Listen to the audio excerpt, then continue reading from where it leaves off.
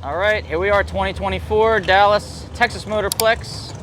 First round of Stock Eliminator is complete, and I'm here with Tim Ames in the 70 Duster D-Stick Stock Eliminator car. He just won first round. Tim, how you doing, bud? Hey, doing really good now, Bobby.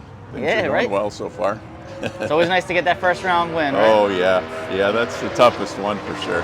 Now tell us a little bit about your Duster here. This is the 340 high compression motor. It is, yes it is. It's a 1970 version with an ABS carburetor, rated at 275 out of the factory, and it's 297 for NHRA with Edelbrock heads.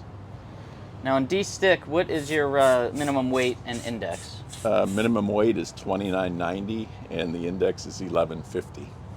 I noticed you got one of these anti-gravity batteries here. How are you liking that so far? So far I like it a lot. It works great. It's less than 5 pounds, spins the motor over really well. I don't use it to cool down between rounds, so it's really just for starting.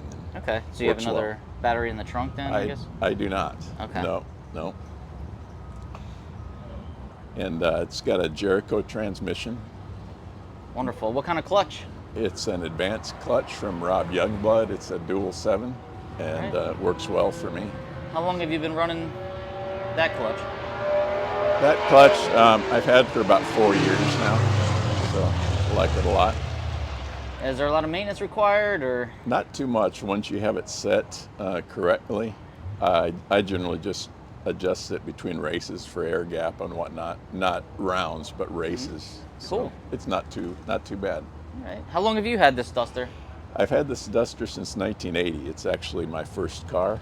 Wow. And had it in high school, and when I moved down to Houston in '87, that's when we put it in, started racing stock with it.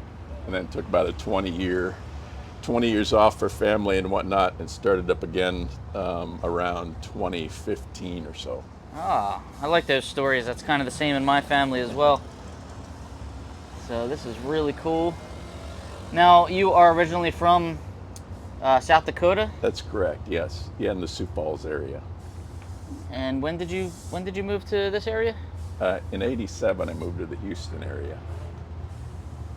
And what caused you to do that? Just a job? Yeah, I got a job at Johnson Space Center down there after graduating college.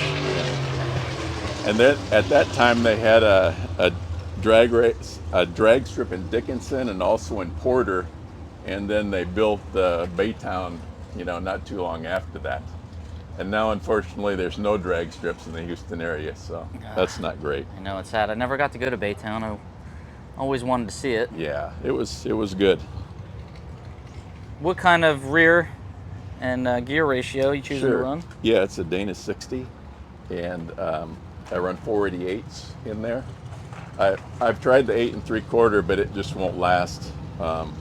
This Dana 60, I think the gear set in there, it's been in the car for over 200 laps, and it hasn't been hurt. So really happy with the Dana 60 performance. Nice. Now this Hoosier tire here, is this a special tire for stick shift cars? Yeah, it's a bias ply. It's their bias ply. I have not tried radials. I think some folks say you can use radials. I've not. Right.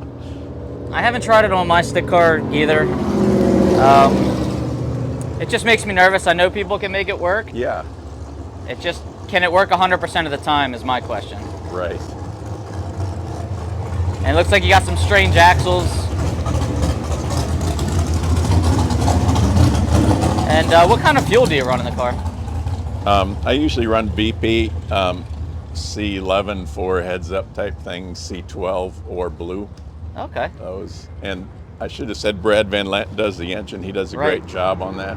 There's his sticker on the back there. He's a big name in the Mopar world. Can we take a look in the trunk here? Sure.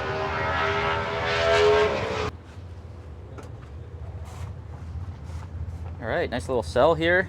Lots of room back here. Oh yeah, it was good for drive-ins back in the day.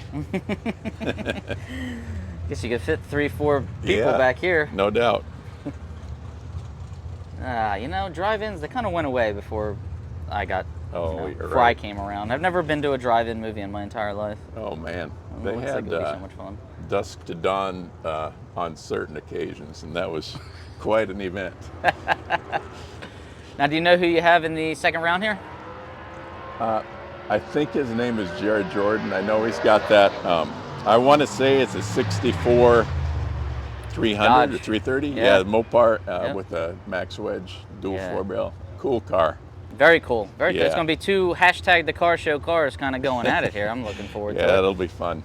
Now, in this car, being that it's a stick, what kind of RPM are you launching, shifting, and going through the Yeah. traps at? Generally, I shift around 7 grand, and then launch varies depending on track conditions and things, but somewhere between 5 and 6,000 will be launched usually. Okay. And then what's it usually go through the finish line? About 7,000 Okay. roughly. Not too bad. Not too bad. Yeah. Now, have you, I mean, experimenting with the launch RPMs and the clutch, I mean, you have counterweights on your clutch that are Yes. affecting your launch RPM? Yes. Yep. There's I do, and you can change those. I usually leave them set. I think, like, for example, I've got 6 grams per lever right Okay. now on this, and I got 3 levers. So that seems to be where I get a little bit of slip on the launch, and then it locks up during the shift. So that's what we're trying to do. Very cool. Thanks for sharing that with us. We like learning new things. Oh yeah. We wish you luck in the Thank next you. round, which is tomorrow. You have all day to Right. kind of hang out now. And that's the blessing and the curse of national events. Every day is a first round. Indeed. So Indeed. Well, thank you. I really appreciate it. good luck to you. Thanks for Thanks. spending some time with us. Oh, you bet.